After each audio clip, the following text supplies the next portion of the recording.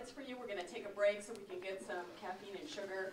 And they have cards and pens. You can also write it on the red sheets, anything you would like to write it on, and hand them to them or to me, and I'll give them to James, Vincent, or Julie, whichever one you are addressing your question to. Responds to Vincent and to Julie, and then I'm going to ask a few questions from the pile, and we'll rotate through. And we'll get. I apologize in advance if we aren't able to get to your questions, but we're trying to get enough that are different from some of the issues that had already been brought up. Okay.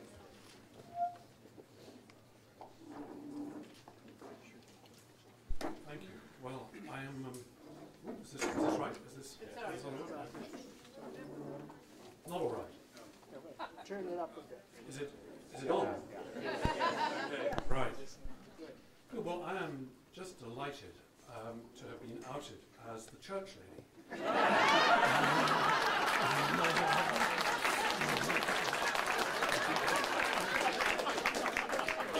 It's there. It's what I've always wanted. It seems to be the ultimate sign of having arrived. I just want just a couple of quick points of defence before moving towards attempting to say some things, to try and clarify some things that I was trying to say. Vincent quoted a letter from a concerned Catholic to the local, is it Archdiocesan paper? Yes. The local Archdiocesan paper saying that they're thoroughly expecting that the result, that the answer to be given will be no, that it's not ethical to be Catholic. And I want to say that I think that they're right. I agree with that question. My first reaction on reading this question is of no. It's not ethical to be Catholic. And the reason why it's not ethical to be Catholic is because it's the wrong question.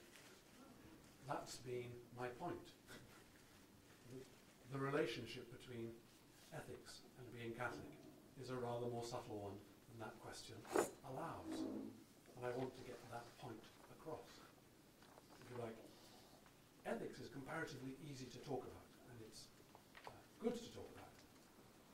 But when we're talking about being Catholic, we are talking about people who are undergoing something in the first instance. And that it's that which is what being a Catholic is about. So I think that there is a different, the different answer is, what is the shape of ethical life which being Catholic makes possible and indeed demands of us, which is exactly the right question which Vincent was raising, and I agree with almost all of his answers to it. I think that that's every piece of criticism. I mean, the case against, in that sense, is that, yes, it's there. I agree. There have been many, many, many disasters. The question is, how do we become ethical Catholics? And that's where I slightly disagreed with the other presentation, because it seemed to suggest that the notion of undergoing I was talking about plays down activism. No. The kind of undergoing I was talking about is what makes activism possible. It's precisely the undergoing that gives us the perspective that is going to enable us to stand up where we should stand up, but also to be gentle where we should be gentle, as she indicated.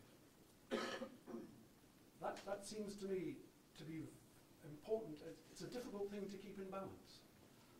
Either, if we're inclined to be too ideological, then everything becomes a matter of right or wrong and in and out. Ideology is important, but unless it rests on the undergoing, it simply becomes divisive. Unless activism rests on being taken into a new space, it can become repetitive, rather than actually creative. And that, it seems to me, is the challenge for us. How to enable things to move forward, both in the sphere of the teaching of our church, which is moving forward in its slow, laborious sort of way, and in the activist sphere, particularly in the sphere of women. Now, one of the questions that has come up a lot amongst the cards is, well, what gives you reasons for being hopeful?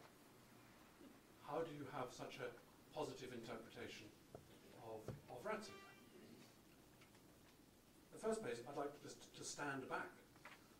I was quite keen in my presentation not to link the notion of the faith too strongly with the institution, which is why I attempted to do a little riff on the subject of the rock, talking about the charism that is at the root of this thing. The institution, as you know, varies from country to country, and it has local history in each country, and as Vincent pointed out, in this country, recently, a simply catastrophic local history, which we're all trying to learn to get it beyond. That's not the same thing as church. Church is we. And it's interesting that there was a certain slippage, I thought, between church referred to as they and church referred to as we in Vincent's piece. No, keep the term, the pronoun corresponding to the noun church is we, not they, always. Given that, what on earth is the possible task which the Petrine ministry might exercise? In a world, and I noticed, I said this is not a church issue, in a world where the category mistake is becoming apparent. And the category mistake is not in the first instance a church category mistake, it's a human category mistake.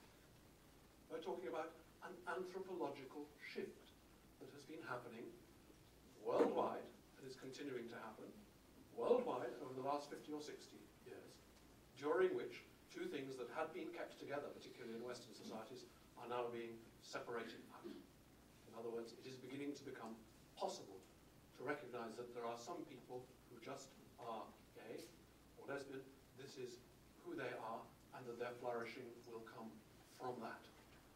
This is actually quite a new anthropological distinction. So when I talk about a category mistake, I'm not talking about an ecclesiastical category mistake. I'm talking about a human category mistake. We're talking about something which we as humans are learning about what it is to be human.